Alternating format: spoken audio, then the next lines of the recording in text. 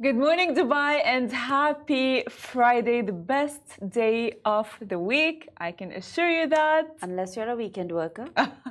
Just like Annika, of course, you guys, if you see our posts coming through on the weekend, just know it's Annika. Don't tell them that. It's too much responsibility. It was a secret. I mean, I had to drop the secret. It was something that we needed to talk about, right? They probably are like, oh my God, who posts on Lovin Dubai during the weekend? Well, it's Annika, you guys. So let's jump to our top stories for the day. His Highness Sheikh Hamdan honors long-serving religious leaders with golden visas. This company is funding Umrah trips for labor workers, and you can join too. Of course, are you ready to calm down, if you know what I mean? I mean, Nigerian legend Rama is bringing calm down vibes to Dubai very soon, and you don't want to miss it. And later on the show, we're going to be understanding mental health challenges as we get insights from family medicine consultant Haider Ali. Now, it is day 181 since the genocide began in Gaza, according to the Palestinian Ministry of Health in the Gaza Strip. The death toll has risen to 33,037, while 75,668 have been injured, and more than 1.9 million people have been displaced from their homes. Of course, our thoughts and prayers are with the victims and Palestine. The Dubai Iftar time for today is 6:40 p.m. You can find up-to-date prayer times on the Lovin Dubai website.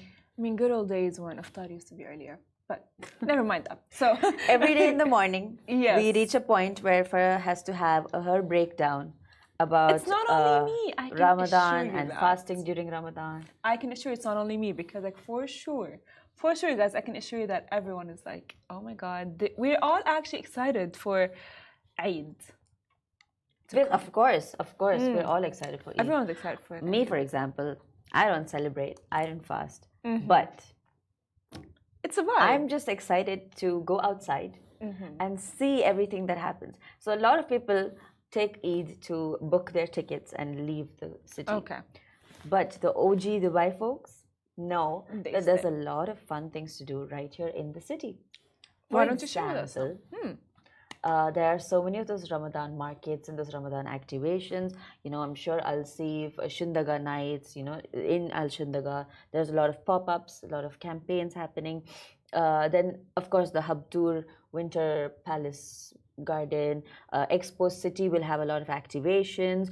Plus, I'm pretty sure a lot of good deals are going to be coming soon. Eid sales, Eid dropping. So, like, if you want to get your shopping done. Plus, I believe every Eid I somehow manage to find at least one lady who will do henna for free. Oh my God, that is the best thing, you guys. I think you know what's going to happen. I think we're going to get back to the office and everyone's going to have, you know, like the henna. Yes, tattoo. I mean, that is what I look forward to. Really? That is my biggest, like every Eid I start hunting and I hunt and I hunt and I look for this one lady who will be doing henna for free. If you actually find her, just like share with me. But that's the thing, I have to like gatekeep her. I have to gatekeep her. We cannot gatekeep, Annika. Do not gatekeep. It's something. Actually, you guys, you know, like what's gonna happen. First of all, I'll tell you, people are gonna come on Monday with their Eid outfits. Yes. Number one, because you know, like during Eid, we get new outfits, and it's like a tradition. You know, ever since like we were kids. Notes. Now I know how to dress up. Yes, no, yeah, you have to. By the way, imagine, Annika, like that's what we do. When I was younger, I remember going to the mall with my parents before Eid, and we would be like, "Oh my God, I need shoes, I need pants, I need a full-on outfit." And if I would miss something, it would be like a disaster. Like, I already know you're one of those popular girls in school. Already know it. Look, I was not popular. I was. That's like, exactly what a popular girl in school would say. I was not popular. No. Like people just knew me. Like... Well, it's not about that. But I was friends with everyone. Right. You know, I was very like nice to everyone. I was never mean. I was very like, hi, you want to hang out? Yes, sure. I would never. You can be popular and not be mean. I think like the Mean Girls being popular is such a Mean Girls movie thing. Yeah. But in reality, it's not. Like the popular girls are usually the ones who've just been like nice and minding their own business. Yeah, I was in my own lane. You know, like I was like on my own. That's some good advice. You know, I was just words of advice with Farah Bashir. See, guys, I keep on giving them advice. Yeah, I think you should really start this. Good I morning hope to it. everyone who's actually tuning in. And please let me know, do you guys have your Eid outfit ready yet? Yeah, and also let us know how you are celebrating Eid and what you're looking forward to in the last few days of Ramadan. Yes. And actually, Keep I us have a posted. question. Masa, do you have your Eid outfit?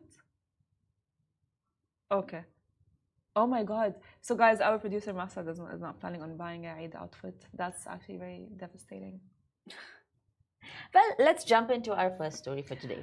Of course. So, His Highness Sheikh Hamdan honors long-serving religious leaders with golden visas. I mean, the Crown Prince of Dubai, His Highness Sheikh Hamdan bin Mohammed bin Rashid Al Maktoum, has decreed to bestow, of course, golden visas upon imams, preachers, muezzins, muezzinin, muftis, and religious scholars who have dedicated over 2 decades of service in the Emirates.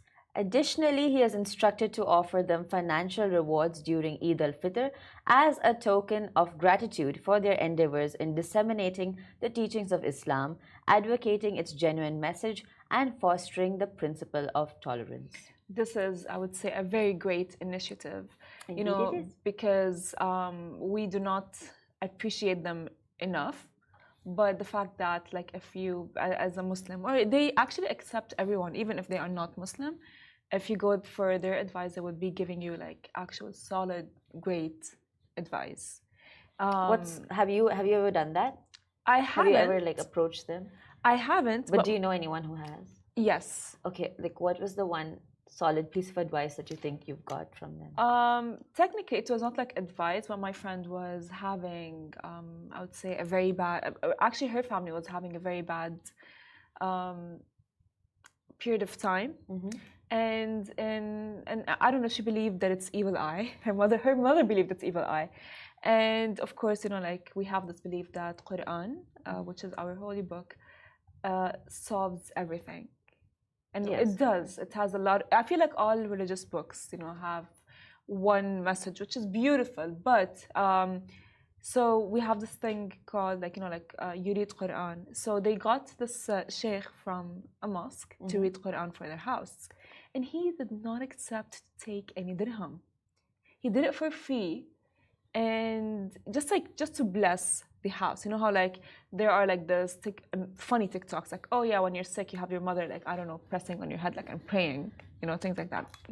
And that's what imams do, really, you know what I mean? They're out there to teach you, guide you, and even if you need any service, and they do it for free because they don't do it for the money, they do it for free, and they do deserve, they are worthy of the golden visa, I must say. That's so sweet. I know there are two types of like religious people. One are those people who try to like enforce religion down your throat. Yeah. They're constantly the only thing they can tell you is you have to pray, you have to pray. But then there are people who do it in their actions. Like, I don't. So sometimes when I'm in the elevator, there's this one man in my building.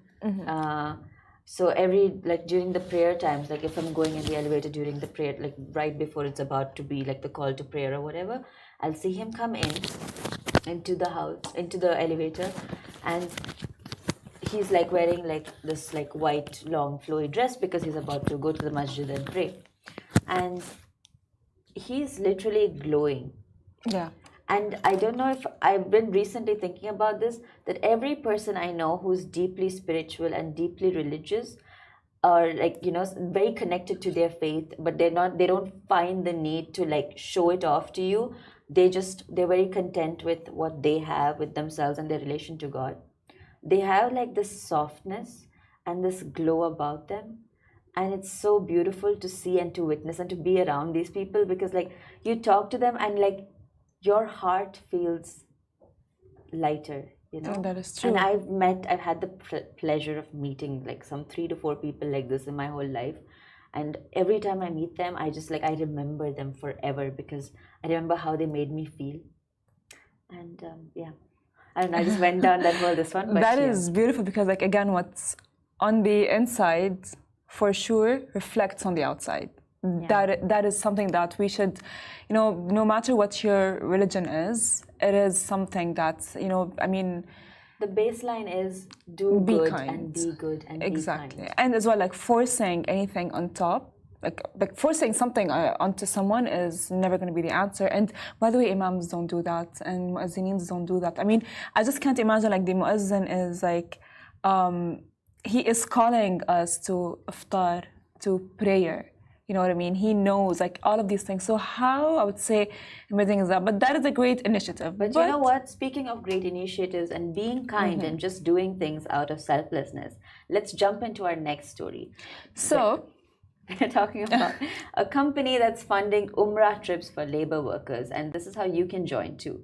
So the Giving Family and Umrah for Labor Workers, these are Instagram pages both, they have organized a campaign to help fund labor workers' trips to Umrah. Currently, they have over 180 labor workers registered on the waiting list and counting. This is as of 24 Ramadan.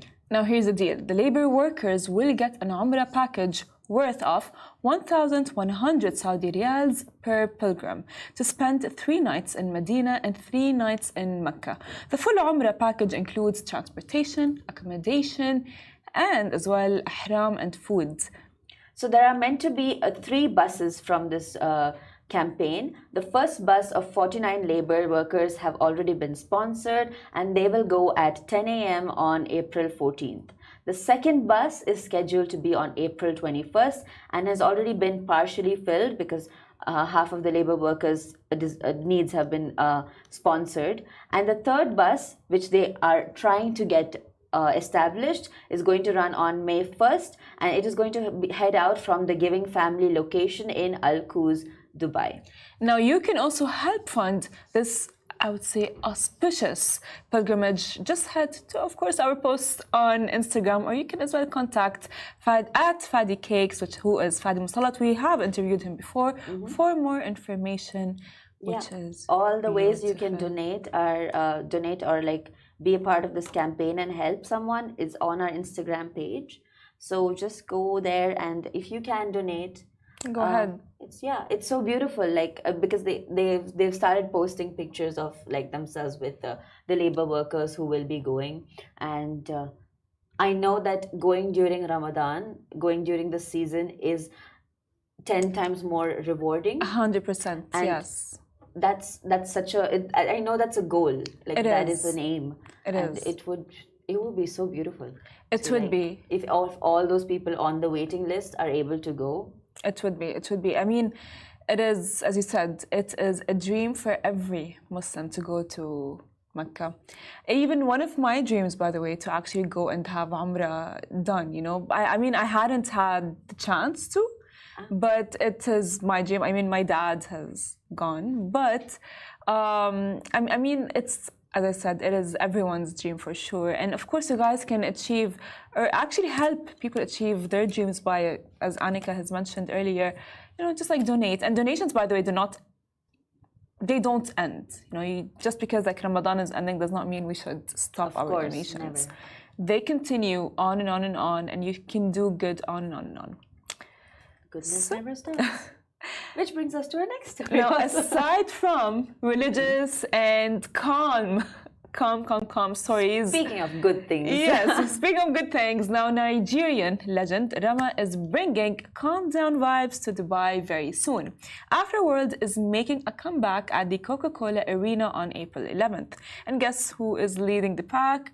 Of course, you guys know, it's Rama. So don't you forget to get ready for some serious Afro vibes.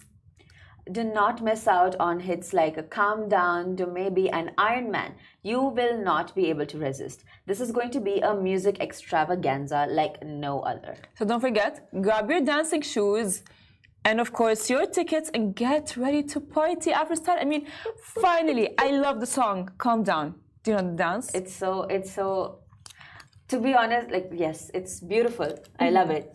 But I feel like the world has overdone it for me.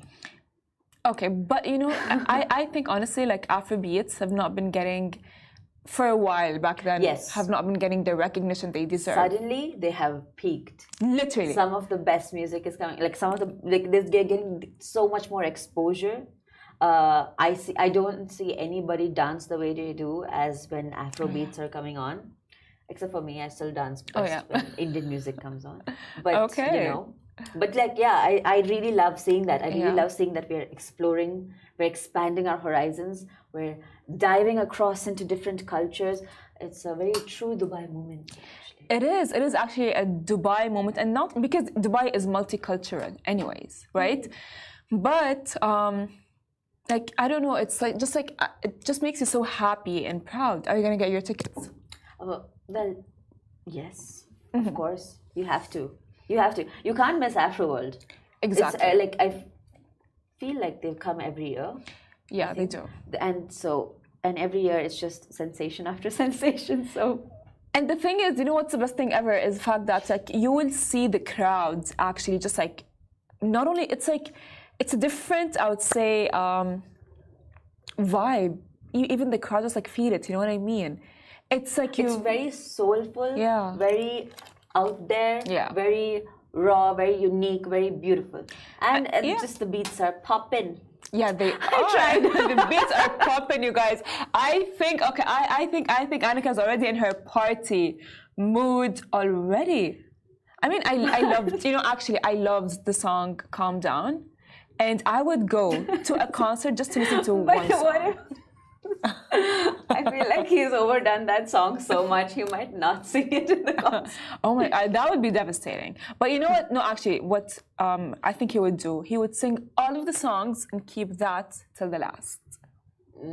Yeah. You know, because for sure.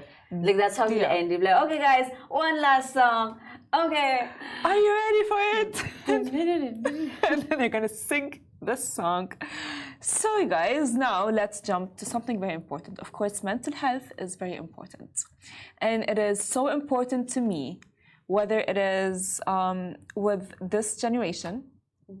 I mean, we are from that generation, but no, we're not. We're not from the Alpha. I'm from Gen Z, and you are as well Gen Z. So mental health is very important, whether you actually would want to, you know, start taking care of your mental health or start implementing new, I would say, regimes mentally to secure your mental health and not just like, you know, to avoid a lot of things like anxiety and depression, which, by the way, can rule over your brain and can affect a lot of things.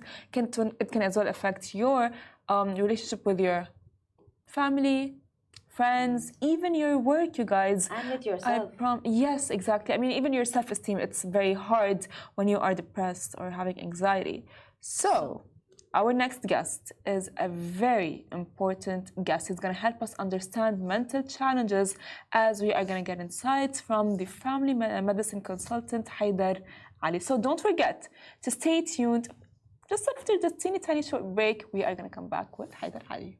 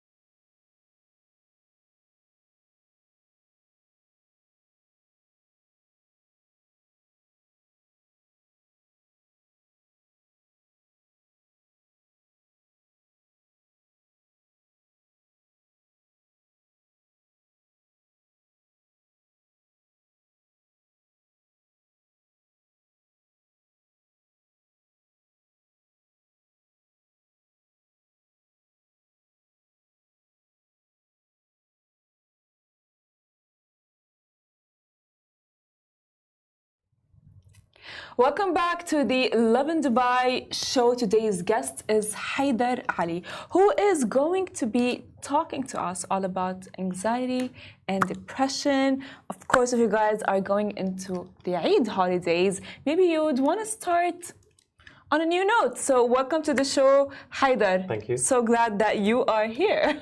Thank you for having me. So, Yes. just beginning off, like, how common do you think? I mean, I know this answer, but still, how common do you think is depression and anxiety amongst young adults actually a thing? Because a lot of parents still don't buy it. Sure. So, is it really a thing? Well, as you say, I presume you do know a large part of the answer.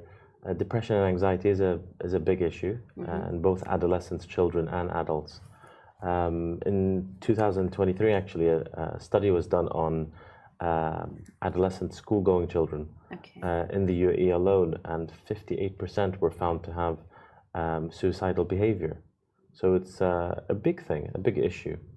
And not to go straight to the deep end there, but as a result of anxiety, depression, this actually is the second to third major cause of death in that group.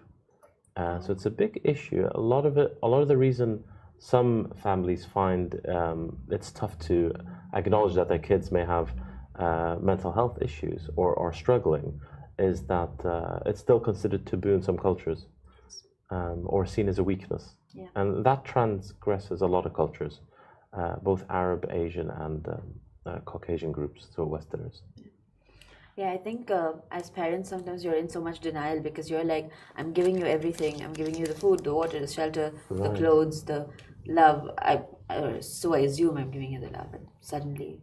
Yeah, and as you rightfully put, not everything can be, or rather, good mental health can't be attained through giving things. So we're lucky to be in the UAE.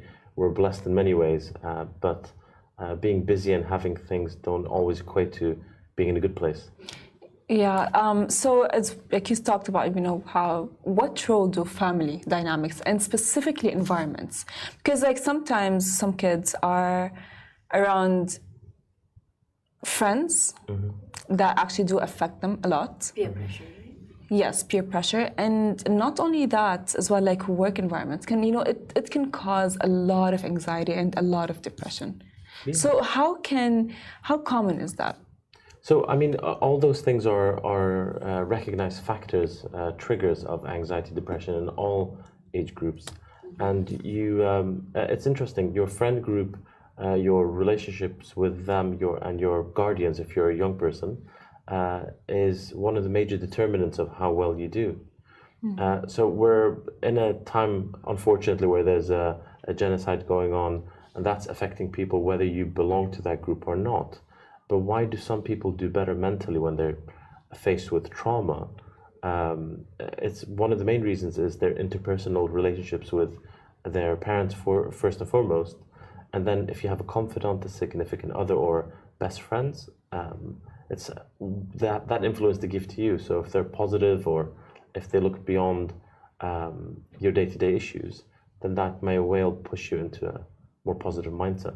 Yeah, but like what makes them more prone to anxiety and depression, you know what I mean? Because like a lot of, like I have seen it firsthand with like someone who, just because like he is around like friends, who they kind of like convince them like, oh yeah, you're depressed. Sure. You have anxiety, this is depression. So there are genetic risk factors and there are gender risk factors also. So genetics, you can actually, there are patterns of inheritance, much like if I had a particular genetic condition, 50% chance of getting it from a parent. It's not that straight cut with depression, but there is, if you've got a parent or both who suffer with significant anxiety or depression, there's a risk of getting that. Some of us, of course, mentally are more suggestible than others. So if you tell me, for example, there's this really, that you've recognized I'm bipolar or I'm depressed or there's something inwardly wrong with me, then I might take that on board more than someone who might dismiss it. When it comes to gender, post-puberty, we know that in ladies, because of hormonal changes, they're more susceptible to stress. Not exclusively, but that's one of those factors. So it's a tough question, and the answer is waffly as a result of that. But many factors to it. Tends to be genetic and social ones. Okay, so like, can we get into like how to identify this? Like, if my child has anxiety or depression, what are the symptoms? How do I know that they have? Sure, thank you. So if it's, I think a good way to think about this is comparing it to an adult. Adults in particular tend to be more withdrawn or show that they're not interested in things that commonly interest them. Okay. In young people, it tends to be labile mood, so they can be up and down quite readily.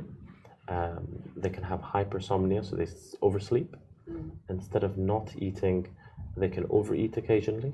Okay. Those are some of the factors that might occur and be opening signs. But again, they're not exclusive. Like in my practice, I've seen plenty of kids who stop eating altogether and go into the realm of eating disorders. Right. When we say labile mood, you can be sad one moment, you can be angry the other, those kind of things. So what I tend to say to patients or parents of patients is to see, has there been a major behavioral change? Do you recognize your child? Are they struggling at school? Have they gone quiet all of a sudden? Or if it's the converse, if they're labile, so if they're getting particularly angry and they're not usually like that, or upset readily, has anything changed at home? Is there a trigger that the parent knows of? The best thing really is to communicate with your child or children. A lot of people who struggle, whether it's, let's say, grades in school, or they've done something that they know the parents perhaps wouldn't approve of, let's say a relationship if their parents are very religious, to know that you can talk to mom and dad or your guardian and that you're not going to be in trouble. Because doing something that you feel is taboo, you can be quite isolating. You feel there's no one to speak to. Right. 100%. Yeah. So sometimes though, a child and parents, perhaps they have a strained relationship. You're right. And that time it's really hard for a young child because they don't know where they're going to get support from, or they don't have an adult to help deal with their issues, and so usually they keep it with themselves or they deal with it themselves. But like, do you have an idea for like what kids could do at that time when they don't? So if a young person doesn't have an adult that they have a good relationship with, Right. we're lucky in the UAE where most schools, I would say, if not all, have a school nurse or a school counselor, absolutely, Right. and that you can readily access. But that's a really good point, because if you don't have that good relationship with a figure that's responsible for you, that is one of the triggers for why you might be more suggestible or more at risk of these conditions. So yesterday, Annika and I have spoken about, how like TikTok has been, or social media, let's say, they diagnose the kids. Anyway, like there's a video like, oh, if you have these symptoms, you have anxiety. If you have these symptoms, you have depression. And the kids, they do go like, oh yeah, I do. Yeah. So I have depression, I have anxiety, and it's most of the time, because like we do see it, you know what I mean? Like, or like they go like, oh yeah, they Google it, why am I feeling this way? What are the symptoms of depression? A, B, C. They go like, oh yeah, I have that.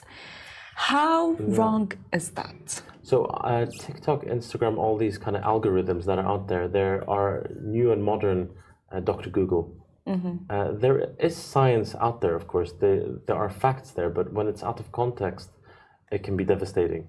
So you might have throat pain and Google something and think, I've got thyroid cancer. And then, your day's ruined. Yeah. So, there's been a lot of talk about putting restrictions on these platforms, met with a lot of resistance, of course, both from the people who run them and from people who want to access them. I think education really is really important, and people who are going to put out things of that nature should really have some backing. Maybe they're a healthcare professional or social worker, something. But I could go out and say, if you do X, Y, and Z, then it means such and such, and I might have no medical degree behind it. That's true. But a good following, and then people will believe it. 100%. So, following that question, what are some wrong misconceptions that you would say or you can tell us about, mental health? So, a lot of the times when young people have low mood, anxiety, or depression, doesn't mean they're going to have it all their life. A lot I found in my practice, certainly in the Emirates, is that they believe if you tell a physician or you get help for it, it'll stay on your record or it'll affect your academic or work options in later life. None of that's true. Everything we do is confidential, of course. And getting help is a brave thing.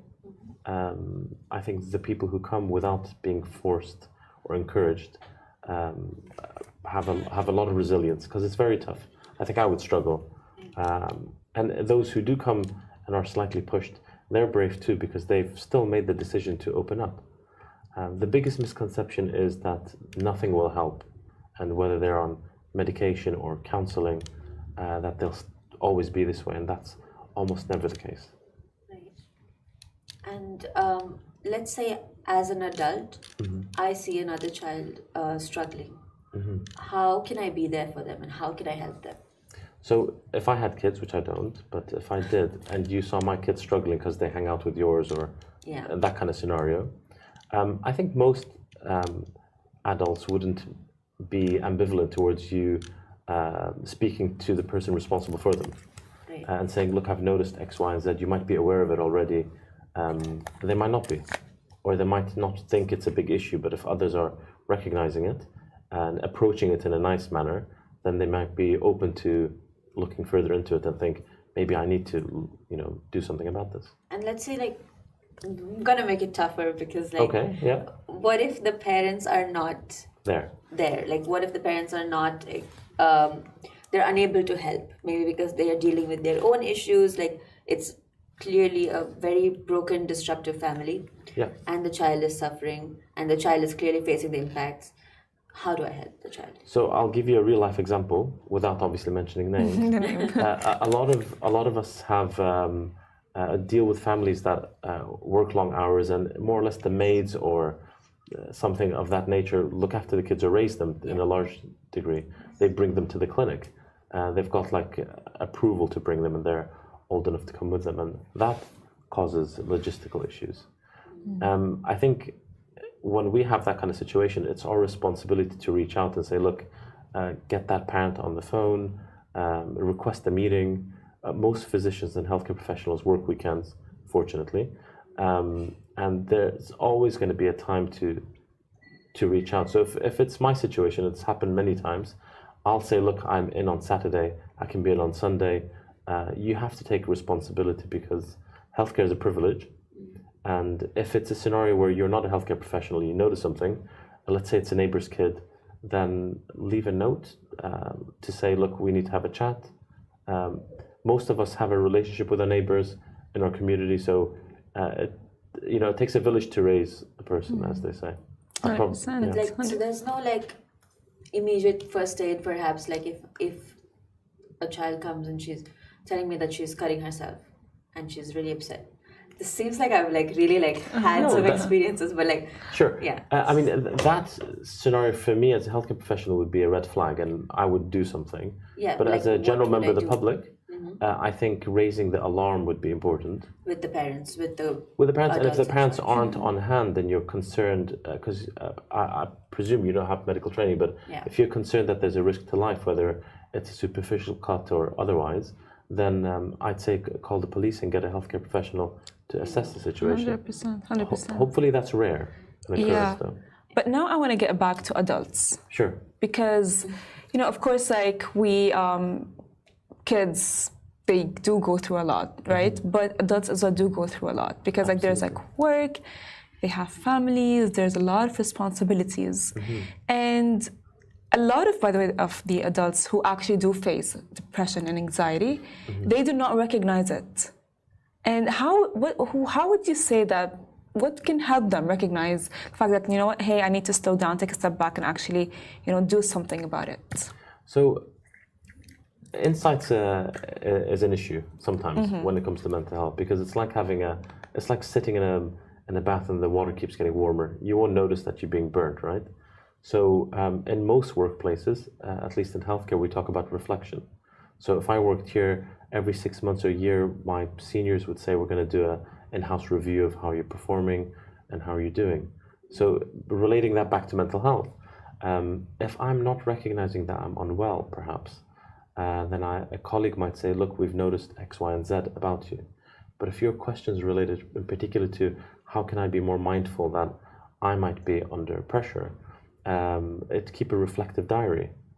Again, it sounds a bit far-fetched, but in healthcare for the last 15 years of my career, from day one, we're encouraged to at least take an hour or two a week to look back at what we've done, how the week's gone, if we could do things differently. Yeah, but like it's not like only for like work. I'm just give it as an example, because as well, a lot of, let's say, families, they struggle to, I would say, raise their kids or keep the family going, and which can cause them anxiety and depression, and a lot of responsibilities are on the top of their head.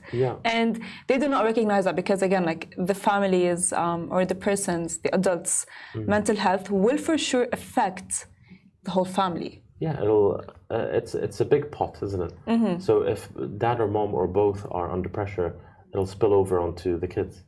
I think it's a tough one. You have to really be open to realizing that we're infallible. Sorry, we're not infallible, that we make mistakes, that we're not perfect. And if they've not realized that, anyone listening, I guess, is to think, how well am I doing?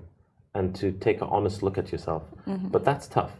And that often relates to other people in that household, for example, saying, look, I feel you're being, I don't know, harsh or too hard on yourself or whatever it is. But that's a tough one.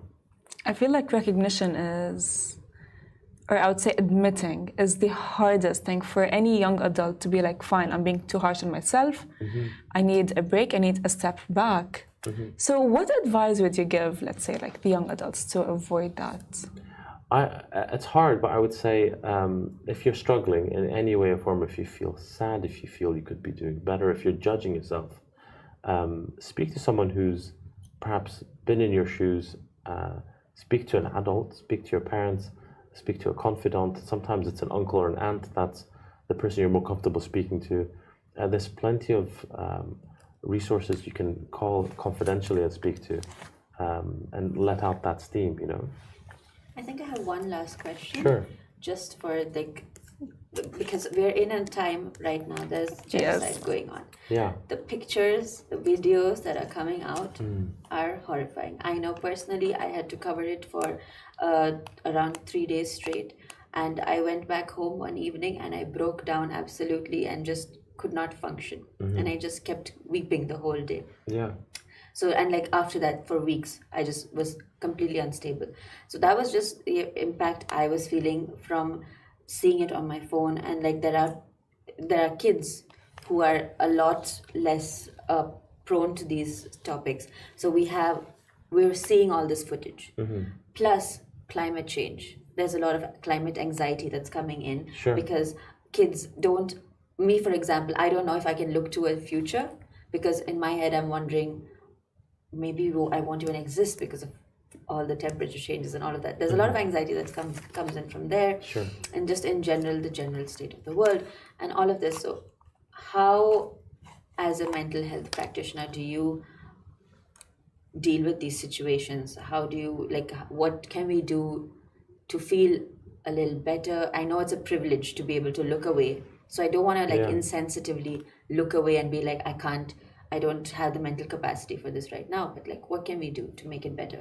I think it's a really important question. I think we all have a capacity. That's important. It is a privilege, as you say, to be able to turn off the phone or go off the story. It's important to know what's happening. I think a lot of us, whether you're a medic or not, struggle because it's not normal. Don't want to get too political, but it's not normal what's happening, and I think the world is opening its eyes finally. There's a lot of guilt as well if you think, do you know what, I've posted or I've looked and I don't have it in me, I'm going to end up breaking down. So talking about it like you are now is a way of bringing attention to the plight of thousands, millions going through what's happening in Palestine and other places in the world, of course. And that's one way to combat it.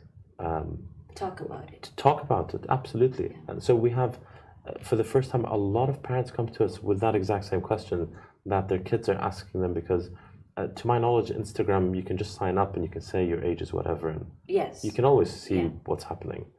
And that's causing a lot of issues with sleeplessness, behavioral outbursts, feeling, why do I deserve this and someone else doesn't? So a lot of issues are coming out of that, hence why this topic's so important. But whether it's climate change, whether it's the genocide that's occurring, I think the only thing to do is to talk about it, even if we can't see it all the time. And in that sense, I'd say don't be guilty, because you're being mindful that you can only cope to this degree, and there's nothing wrong with that. Yeah, I think you're right, because when talking about it, we're essentially building a community, and the only way to get through this is by going back to your community, I think, and staying more close-knit. If that makes sense. It does. That make sense? And if we draw that back to why do some people cope better than others, whether they're young or older, it's that interpersonal relationship they have.